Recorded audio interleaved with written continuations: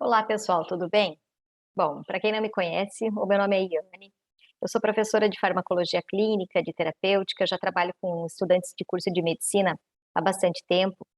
E alguns alunos me pediram para trazer, inclusive, esse tema que eu vou falar hoje. Por isso que eu vim com uma apresentação de tela um pouco diferente para vocês. É um formato um pouco diferente, que eu acho que acaba ficando mais fácil para a gente contextualizar. O tema da aula de hoje, ou do assunto de hoje, que eu vou conversar um pouquinho, é sobre os antibióticos, ou a farmacologia dos antibióticos, tá? Então, esse tema, ele é um tema que é trabalhado dentro dos cursos de medicina. Geralmente nas disciplinas de farmacologia, quando, né, nos cursos mais tradicionais, com currículo mais tradicional, ou então quando a gente tem um curso com PBL, com uma metodologia ativa, ele é trabalhado dentro dos problemas.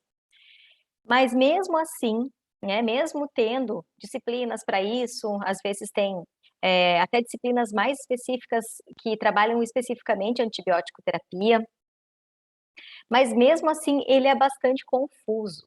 Então, ele tem muita informação. Então, para a gente pensar em prescrever, né, um antibiótico para um paciente, a gente precisa ter uma contextualização clínica. Então, a gente precisa começar de uma condição clínica, entender uma condição clínica em que é necessário o uso de antibiótico, para a gente poder entender de fato, né, aprender de fato sobre antibiótico, tá? Por quê?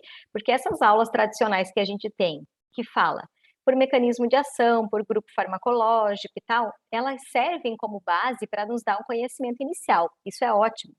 Elas têm que existir, elas têm que ser feitas mesmo, né? Mas assim, para aplicação dos antibióticos, a gente realmente precisa aplicá-los em situações clínicas que vão ser semelhantes às situações clínicas reais que vocês vão encontrar lá na prática profissional, tá bom? Mas assim, bom, hoje o meu objetivo aqui não vai ser esgotar o assunto, até porque, imagina, é muita coisa para a gente abordar em uma hora, ou até um pouco menos de uma hora, né?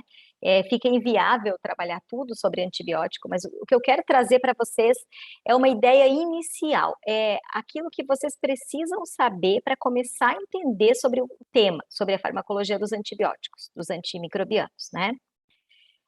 Não que vocês não tenham que saber mais depois, com certeza vocês têm que entrar nos grupos farmacológicos mais a fundo, entrar nos medicamentos mais a fundo, contextualizar com situações clínicas que sejam necessárias para a prescrição de antibiótico, certo? E eu posso depois trazer também outros vídeos, até gostaria que quem tiver sugestão aí de assuntos, né, que a gente pode trabalhar o tema de antibióticos ou de algumas situações clínicas habituais, comuns, podem fazer comentário no vídeo aqui, podem me indicar isso que eu vou estar trabalhando nos vídeos, ok? Bem, então assim, para começar, para a gente começar a pensar em antibiótico, ou na farmacologia deles, eu costumo dividi-los em 4 grandes grupos, tá? Então, por quê? Porque é mais fácil a gente começar a estudar a farmacologia dos antibióticos do macro para o micro. Eu uso essa analogia, que quando a gente consegue ver o todo, consegue ver todos os fármacos que têm essa ação antibacteriana, agrupados em grandes grupos, isso facilita a nossa compreensão. Isso faz com que a gente estruture no nosso cérebro as informações de uma forma mais esquematizada, tá? Então, isso facilita.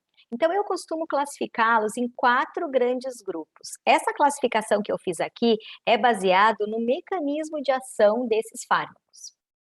Então, existem aqueles antibióticos que são inibidores do metabolismo do folato, lá na bactéria, né? Um outro grande grupo são os inibidores da síntese da parede celular bacteriana, que é uma proteção que a bactéria tem ali por fora da membrana plasmática dela. Tem um outro grupo que são os inibidores da síntese de proteínas bacterianas, e tem um outro grupo que são os inibidores da síntese do DNA bacteriano, certo? Então, eu agrupo nessas quatro grandes mecanismos de ação aí, certo? Então, ok, primeiro ponto é esse, pensar do macro para o micro. Um outro ponto importante, que é que eu quero trazer aqui para vocês. Se eu tenho uma infecção bacteriana no paciente, e eu quero, como objetivo terapêutico, eliminar o foco dessa infecção, eliminar o foco infeccioso, ou seja, eu quero eliminar aquelas bactérias, né, para retirar a doença, né, no caso, a infecção bacteriana. Eu preciso, antes de selecionar o antibiótico, eu preciso conhecer o sítio de ação do antibiótico. E qual é o sítio de ação do antibiótico? É a bactéria. Então, eu preciso minimamente conhecer o perfil daquela bactéria, tá? Então, por exemplo, se eu tenho uma infecção no trato urinário, eu tenho que conhecer qual é o perfil de prevalência mesmo, né? Bacteriano que existe acometendo, causando infecção no trato urinário, né? Mesma coisa na pele. Eu tenho uma infecção de pele, um abscesso, alguma lesão de pele, algo que infeccionou e é necessário usar um antibiótico de uso sistêmico. Eu preciso entender, preciso conhecer o perfil bacteriano daquela região, da pele. Então, qual é o tipo de bactéria? Ela é gram-positiva, ela é gram-negativa, é um coco, é um bacilo, é o espirilo, é o tipo, né, a forma, a morfologia bacteriana. A coloração, a coloração de grânulos indica muito, né, também sobre o perfil da bactéria. Ela faz, ela é anaeróbia, ela é aeróbia, como é que é a multiplicação, né, dessa bactéria? Minimamente a gente precisa conhecer sobre a bactéria, perfil da bactéria, certo? Isso a gente consegue pela prevalência mesmo. Por que é importante conhecer o perfil da bactéria? Não só para a gente poder entender o mecanismo de ação do antibiótico, né? Porque quando a gente fala em perfil da bactéria, a gente está falando do sítio de ligação do antibiótico. E o sítio de ligação de antibiótico vai nos dar a deixa para o mecanismo de ação, né? O mecanismo de ação, o que que é? É o fármaco se ligando naquele receptor, que é o receptor ideal, é tipo chave fechadura, né, para ele fazer o efeito. Então, eu preciso entender qual é o local de ação. Então, qual é o tipo de bactéria vai me ajudar a entender o local de ação desse antibiótico para que eu possa selecionar o melhor para aquele paciente. Segundo motivo é porque a gente geralmente na prática faz a prescrição empírica, certo? Então, o que é a prescrição empírica? É aquela onde a gente não tem tempo de fazer um antibiograma, de coletar o material biológico, mandar para um laboratório, fazer o antibiograma, né? Fazer de repente, ou uma cultura em um antibiograma, né? Que seria o ideal, fazer a cultura para ver qual é o agente infeccioso e qual é o melhor antibiótico mais efetivo. Então, a gente faz o uso empírico, a gente faz a prescrição empírica, que é baseado na experiência, na observação, e não baseado no resultado daquele exame específico, certo? Então, se vem um paciente com uma infecção urinária, a gente, né, provavelmente não vai dar tempo de fazer uma urocultura, fazer um antibiograma para ver qual é a bactéria que está ali. Então, a gente vai pela prevalência. A maioria das vezes, o principal agente que causa infecção no trato urinário não complicado, como as cistites não complicadas, é a Escherichia coli. Ela é uma bactéria gram-negativa, então eu posso selecionar um antibiótico que tem um perfil de ação melhor para gram-negativos, certo? Então, essa é a outra questão importante que a gente tem que entender antes de entrar, né, propriamente no assunto, que a gente precisa olhar do macro para o micro, primeira coisa que eu falei. A segunda coisa que eu falei foi que a gente precisa conhecer a bactéria para conhecer o mecanismo de ação do antibiótico. Onde é que esse antibiótico vai se ligar? Qual é o perfil daquela bactéria? Ok, até por conta da prescrição empírica, né? O que mais? Bom, eu acho que a gente pode passar para os grupos aqui. E aí vamos começar do primeiro aqui, que são os inibidores do metabolismo do folato, né? Bom, dos inibidores do metabolismo do folato, o que a gente tem? A gente tem que eles são bacteriostáticos, certo? O que é o antibiótico bacteriostático? É um antibiótico que não vai matar a bactéria, vai impedir que ela cresça, vai estagnar a multiplicação bacteriana. Ou seja, ela vai continuar ali e quem vai fazer toda a finalização, a limpeza ali é o sistema imune. Tá? Então, o antibiótico bacteriostático ele vai ajudar o sistema imune porque ele vai inativar aquelas bactérias que já cresceram, que já estão no foco infeccioso, mas ele não vai matar a bactéria, vai apenas inativar ela e vai evitar que cresça mais bactérias. certo? Então, o efeito dos inibidores do metabolismo do folato é bacteriostático. Como mecanismo de ação, eles inibem as enzimas que sintetizam o folato bacteriano, que é necessário daí para multiplicação celular. Então, tem várias enzimas que fazem, uma cascata, né, que faz a síntese do folato. Eu não vou entrar em tantos detalhes, assim, do mecanismo de ação, vou falar de maneira geral, para que a gente possa dar conta de tudo em pouco tempo, né, mas é uma visão geral que vocês vão ter aqui. E aí os principais agentes na prática são sulfametoxazol e trimetoprima, né, que é aquela dupla, né, que o nome comercial mais conhecido é o Bactrim, já é associado é uma potencialização, né, então é uma interação medicamentosa sinérgica aqui, de potencialização de efeito, porque enquanto o sulfametoxazol inibe uma enzima que faz o folato, a trimetoprima inibe a outra enzima que faz o folato e eles aumentam o poder de ação desse antibiótico, ok? Mas mesmo assim continua sendo bacteriostático, não é bactericida. E daí de uso oral, né? Tanto uso em criança, uso em adultos, é de uso oral, uso enteral. E a sulfadiazina de prata, que é de uso tópico, né? Para infecções de pele, principalmente, que também a sulfadiazina também é um antibiótico que é usado na prática hoje. Basicamente são esses dois que a gente tem um maior uso na prática, certo? Agora, a grande questão aqui é entender o espectro de ação. Por que a gente precisa entender espectro de ação? Tá? Vou trazer um outro ponto bem importante aqui. A gente precisa entender espectro de ação. Por quê? Porque a gente não. O que a gente deve pensar quando a gente implanta uma terapia com um antibiótico para um paciente?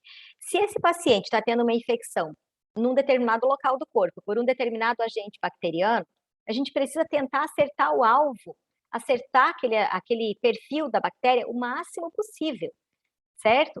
Por isso que a gente tenta fazer com que a prescrição seja a mais próxima possível da bactéria, né, para matar a bactéria que está causando a infecção. Então, se é uma bactéria gram-negativa, eu devo, prioritariamente, como primeira escolha, usar antibióticos que têm um perfil de ação melhor para gram-negativos. Se é uma bactéria gram-positiva que está lá contaminando, causando a infecção, eu devo, prioritariamente, como primeira escolha, usar antibióticos que têm um espectro de ação melhor para gram-positivos, mas não precisam ter espectro para gram-negativo, por exemplo. Entendem? Entendem? Então, nesse sentido, eu vou otimizar, primeiro, para não causar tanta resistência bacteriana, né? Porque daí eu vou expor muitas bactérias, se não ao antibiótico, para não mexer demais com a minha microbiota de outras regiões e causar, de repente, efeitos secundários, aí, reações adversas secundárias, porque às vezes acontece, né? O paciente está usando um antibiótico para tratar uma coisa, de repente vai lá e começa a ter uma diarreia, porque é um efeito secundário, vai mexer na microbiota intestinal, ok? Então, evitar o máximo possível abrir demais o espectro. Eu sempre faço uma analogia que é a seguinte: a gente tem, por exemplo, aquele tiro ao alvo, né? Você tem lá no meio aquele ponto que deve acertar, a gente precisa, com o próprio dardo, a gente consegue acertar. A gente não precisa ter uma bazuca para fazer esse tiro ao alvo para poder acertar o ponto lá, o central, o ponto do meio, né? A gente pode acertar com o próprio dardo, que ele é fino, ele é mais fino. Então, é usar a arma certa, a mais afunilada para acertar o alvo, ok? Então, é nesse sentido que a gente tem que pensar nos antibióticos, não ficar usando vários antibióticos, vou usar vários porque um deles vai dar certo. Isso não funciona. Quando a gente pensa desse jeito e começa, por exemplo, a associar antibiótico na terapia do paciente, porque um é mais para gram positivo, outro é mais para gram negativo, ou já pega aquele que tem um espectro super ampliado, porque de qualquer jeito vai acertar e vai matar a bactéria, não é bem assim. Às vezes vai causar mais dano para o paciente do que causar realmente a cura da infecção.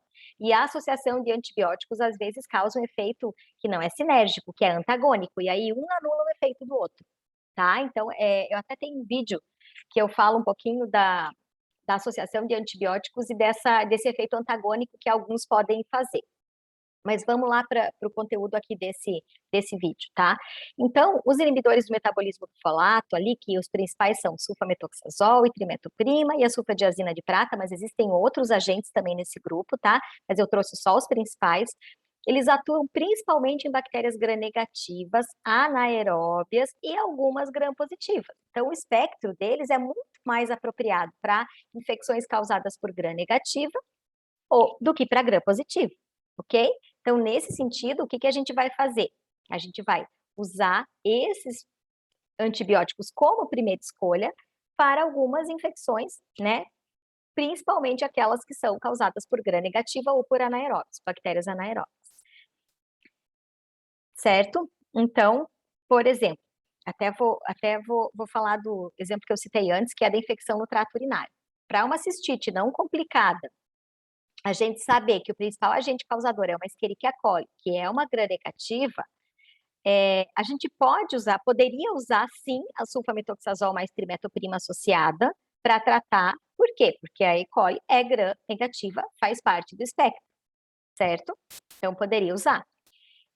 Já se usou muito sulfametoxazol mais trimetoprima há décadas atrás, era de uso assim bem mais corriqueiro, tanto que o índice de resistência das bactérias aumentou demais. Aí o que aconteceu, né? Caiu em desuso porque não funcionava mais, mas hoje em dia voltou a se usar em algumas situações clínicas. O sulfametoxazol mais trimetoprima tem uma efetividade, então a bactéria já não tem mais aquele índice tão elevado de resistência a esse perfil, a esse tipo de antibiótico, certo? Mas assim, claro que tem que ter cuidado, eu não vou entrar aqui na questão agora das contraindicações, das reações adversas, a gente tem que ter cuidado com todos os antibióticos, todos eles podem causar, né, essas reações. Agora, algumas coisas a gente já consegue deduzir daqui. Se ele é um bacteriostático, um antibiótico bacteriostático, e o sistema imune tem que estar funcionante para poder dar conta da infecção depois, é muito mais fácil que a gente use esse tipo de antibiótico para pacientes imunocompetentes. Pacientes imunocomprometidos vão ter maiores problemas, né, com o uso de bacteriostáticos, tá? Então, geralmente, paciente que tem imunocomprometimento, a gente dá prioridade para antibióticos bactericidas. Esse seria, a gente já consegue concluir. Vejam que a gente tem que conseguir raciocinar. O aprendizado sobre a farmacologia dos antibióticos não vai ser na decoreba, gente. Vocês não vão conseguir aprender e depois aplicar essas informações decorando isso aqui. Vocês têm que entender, aprender a pensar e a raciocinar em cima disso. Claro que é importante conhecer essas informações, mas a gente tem que aprender a pensar, tá? Não achar que tudo vai estar pronto lá depois de formado, vai estar tudo pronto, eu vou saber porque vai estar lá escrito. Gente, bem paciente que às vezes é muito diferente daquilo que a gente viu e a gente não consegue ter clareza, né, para atendê-lo, para selecionar o melhor antibiótico quando aparecem pacientes com situações diferentes. Ou tem um paciente que você seleciona uma antibiótico terapia, seleciona um antibiótico para o paciente, ele não melhora, né? Então, acontece, e é muito comum. Então, vamos buscar aprender a pensar em cima disso para poder chegar lá na prática e a gente se deparar com situações que a gente consiga resolver.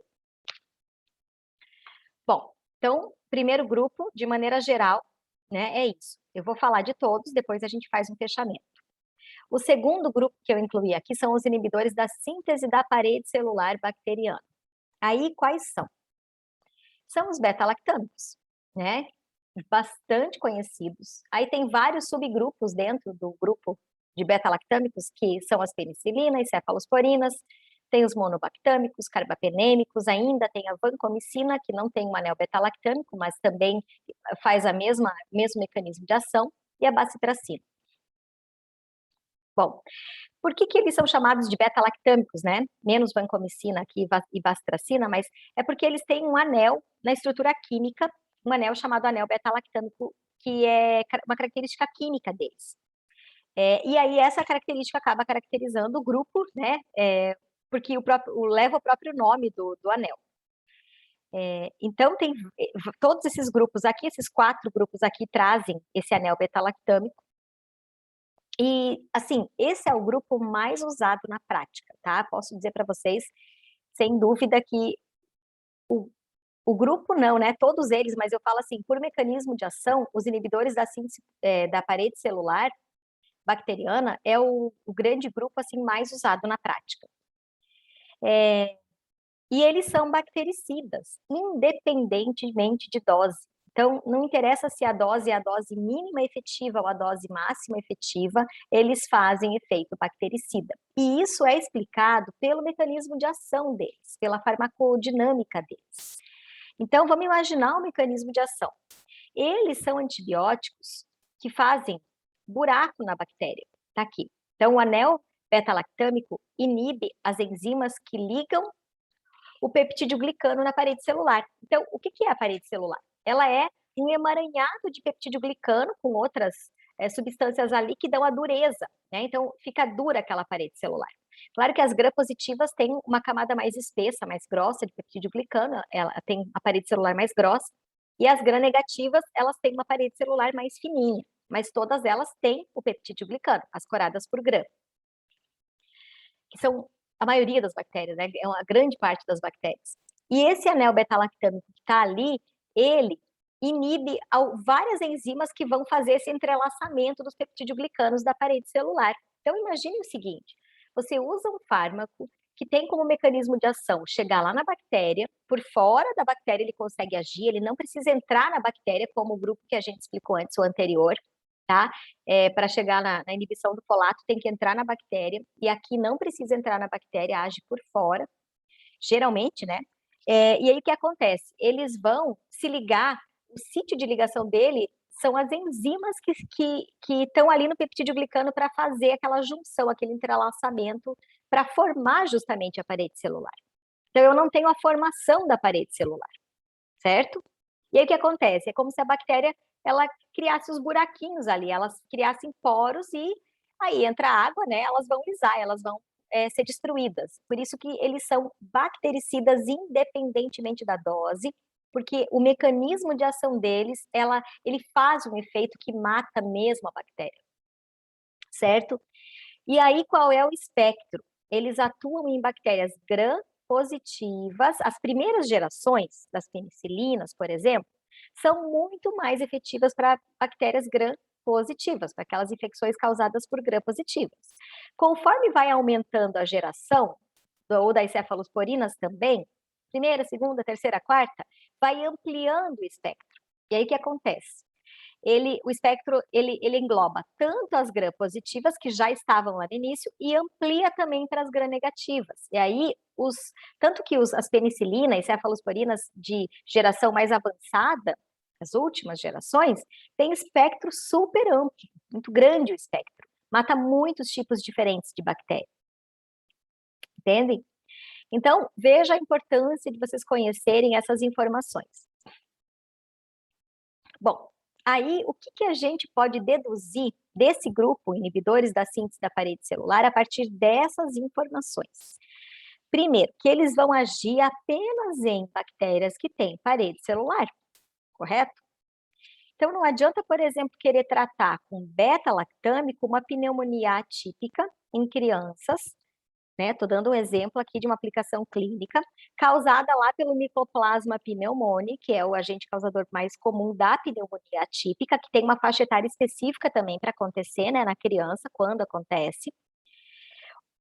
Por quê? Porque o Mycoplasma pneumoniae, ele não tem parede celular. E aí o que acontece? O antibiótico vai ser administrado, a criança vai ter o antibiótico na corrente sanguínea, né, no plasma. Ele pode chegar em algumas bactérias que são coradas por gram, mas são as da microbiota, né? Mas não chega nas bactérias que estão lá causando a pneumonia, que são bactérias que não têm parede celular. Então, nesse caso aqui, a gente não tem efetividade desse grupo. Mesma coisa, uretrites não gonocócicas, causada por Mycoplasma genitalium, a mesma coisa. Os micoplasmas não têm parede celular. Então, não adianta usar nenhum desses medicamentos aqui para tratar esse tipo de infecção, tá? Então, por isso que eu falei lá no início, que é importante conhecer as bactérias. É essencial que a gente conheça minimamente a bactéria, para poder pensar sobre, né? Bom, então se a gente prescrever uma amoxicilina para tratar uma pneumonia atípica, por exemplo, esse antibiótico não vai achar o local de ação na bactéria aonde está causando a infecção e de repente só vai estragar a microbiota do paciente, tá? Então, nesse caso, não tem efetividade. Que mais? Vamos para o terceiro grupo, então. O terceiro grupo são os inibidores da síntese de proteínas. Aqui a gente tem vários subgrupos. Para eles inibirem síntese de proteínas, vamos primeiro pensar aqui onde é que age, né? Onde é que é o local na bactéria dessa ação, desse mecanismo de ação. Ele tem que entrar na bactéria, correto? Por quê? Porque a síntese de proteínas acontece nos ribossomos bacterianos. Então, o ribossomo da bactéria tem a porção 50S, é muito parecido com o nosso, né? 30S, 50S, e ele vai fazer a síntese proteica. É ali que vai acontecer a síntese proteica, que é necessária para a sobrevivência da bactéria e para a replicação celular, certo? Então, é um antibiótico que precisa penetrar na bactéria. Aí, o que a gente tem? A gente tem alguns grupos que são bacteriostáticos e outros que são bactericidas. Então, vamos ver quais que são bacteriostáticos por natureza, essencialmente, não conseguem virar bactericida de forma alguma. São as tetraciclinas, que é um grupo, né, tem vários fármacos dentro desse grupo, e o cloranfenicol, que é um fármaco. Ele não tem grupo, ele é sozinho.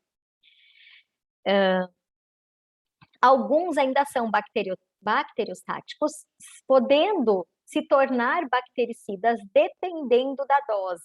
E aí entram os macrolídeos e as lincosamidas. Macrolídeos também é um grupo, tem vários antibióticos dentro desse grupo, e lincosamidas é um outro grupo, que também tem vários antibióticos, não tem vários, né, tem menos. Aqui a gente tem só a lincomicina e a clindamicina, mas enfim. E aí os macrolídeos e as lincosamidas, eles podem fazer essa transição.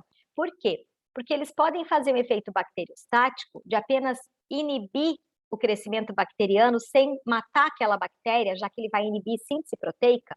Então, não necessariamente ele vai matar aquela bactéria, mas aumentando a dose ou aumentando a taxa, a concentração do antibiótico no local da infecção, o que vai acontecer? Eles vão passar a ser bactericidas, tá? Então, por exemplo, vou falar de um exemplo aqui das lincosamidas.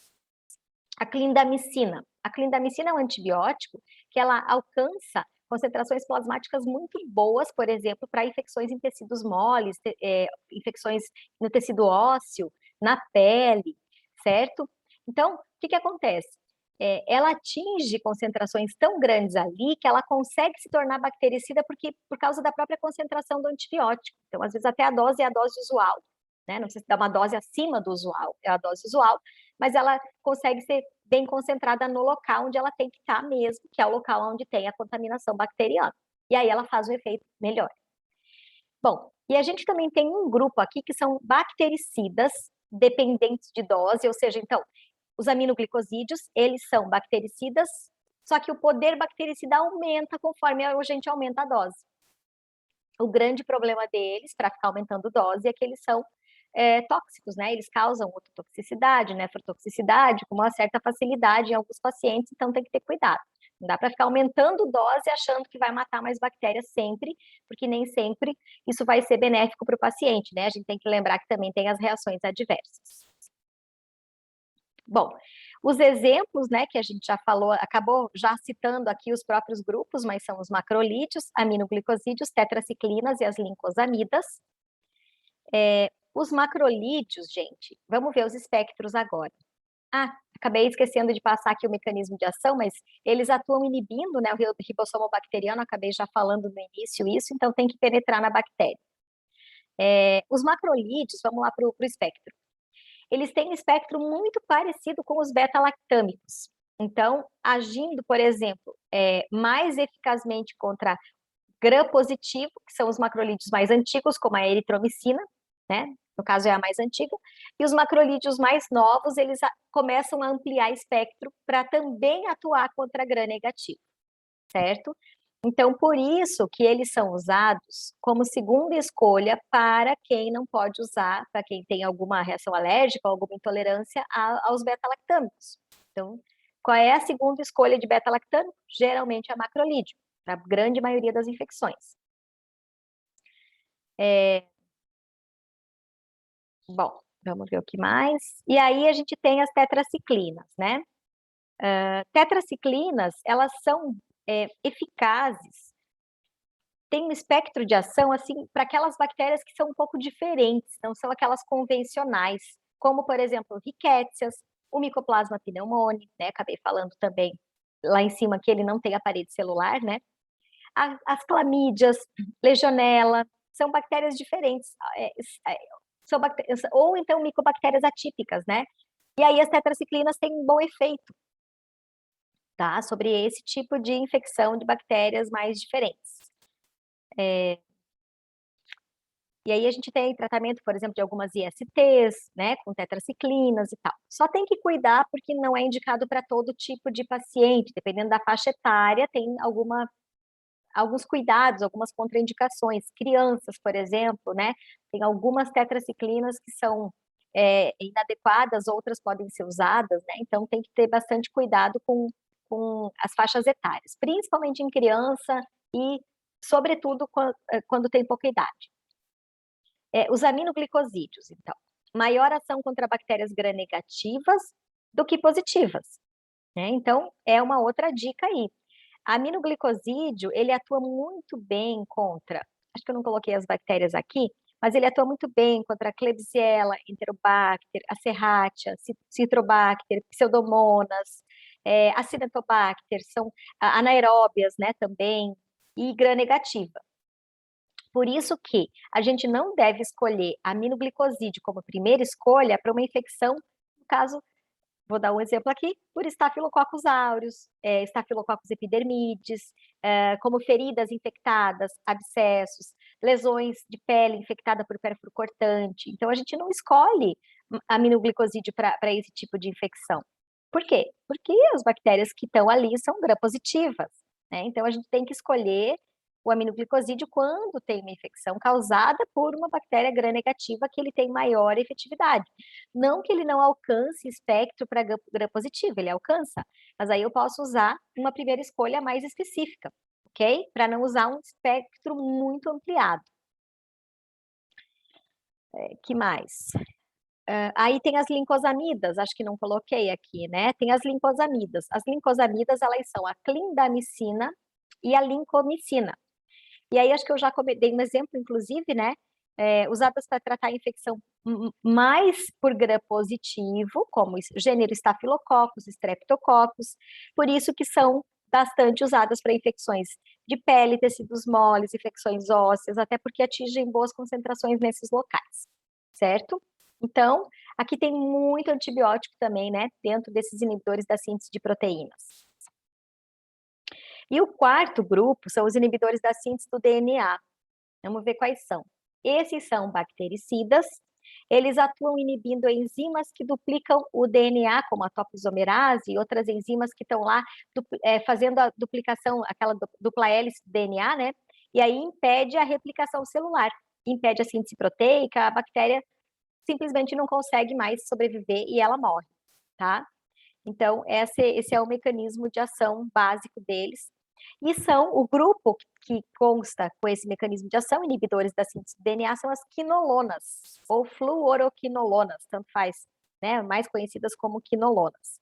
E aí tem nitrofurantoína, ciprofloxacino, norfloxacino, levofloxacino, tenho vários outros, mas enfim. Coloquei aqui também só os principais. Eles são, então, bactericidas, e aí vamos ver o espectro. São muito eficazes para bactérias gram-negativas. Conforme aumenta o espectro, os agentes mais novos, então, vão ter um espectro também para gram-positivos, né? Conforme aumenta a geração ali, dos agentes mais antigos para os mais novos, certo? Então, como são muito eficazes para gram-negativos, é um grupo que é usado hoje como primeira escolha para infecções urinárias. Então, aquela cistite não complicada, né, que eu dei exemplo lá, pode ser usado inibidor da síntese do folato, né, sulfametoxazol, mais trimetoprima, por exemplo, porque também é bem efetivo para gram-negativo, mas hoje a primeira escolha para infecção urinária é são os inibidores da síntese do DNA, e aí, dentre os agentes, a gente vai escolher aquele que tem maior concentração na urina.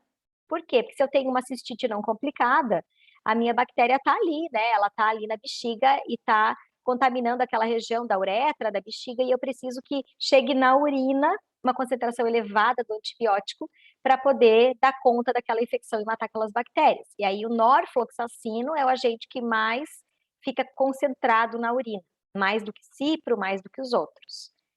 Ainda, eles são primeira escolha para tratar algumas ISTs, algumas infecções intraabdominais, mas também infecções respiratórias causadas por gram-negativo, como a Haemophilus influenza, Moraxella catarrhalis, alguns casos de otite, por exemplo, né? Mas aí não são primeira escolha, né? Aí pode ser segunda, pode ser terceira escolha, mas não é a primeira. Se for criança, também tem que ter cuidado com o uso desses agentes, né? Eles têm uma certa contraindicação aí para crianças também. Então, criança, basicamente, o que se usa em criança que é mais seguro? Inibidores da síntese da parede celular, que são os beta-lactâmicos, e dentro dos inibidores da síntese de proteínas, os macrolídeos. São os dois grandes grupos que a gente usa, né, que tem mais segurança na pediatria, e também que tem mais segurança para gestante também, né? Porque a gente também evita os outros para gestante, até por conta do risco teratogênico.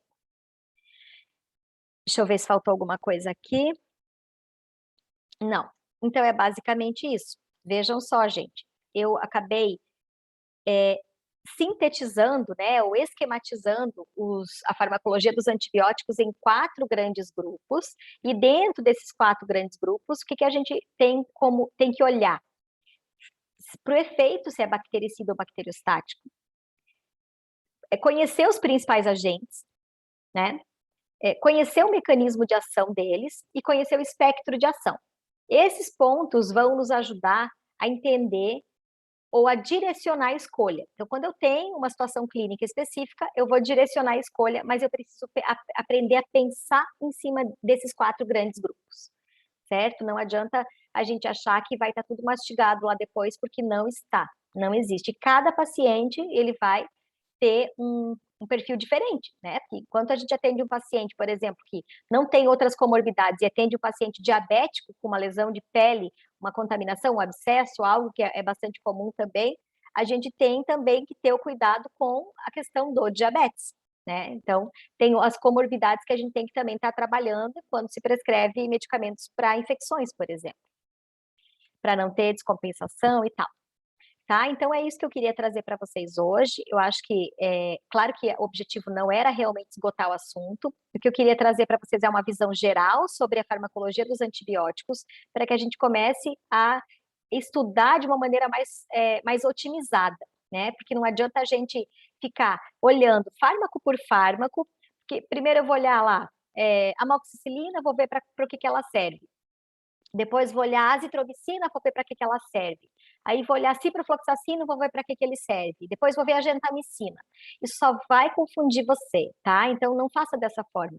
Olhe primeiro para o macro, para o mecanismo geral, e depois vai para o micro, depois vai para o fármaco. Essa lógica funciona melhor, a gente consegue aprender melhor, tá bom? Então é isso. Agradeço pela tua paciência, agradeço por ter ficado até o final do vídeo, né? A gente sabe que esse assunto é um assunto bastante complexo, tem muita informação, mas eu quero ajudar você a poder melhorar o teu entendimento, a tua compreensão, trazendo informações mais claras, trazendo informações mais sucintas com aquilo que realmente a gente usa na prática, tá? Então, muito obrigada e até a próxima.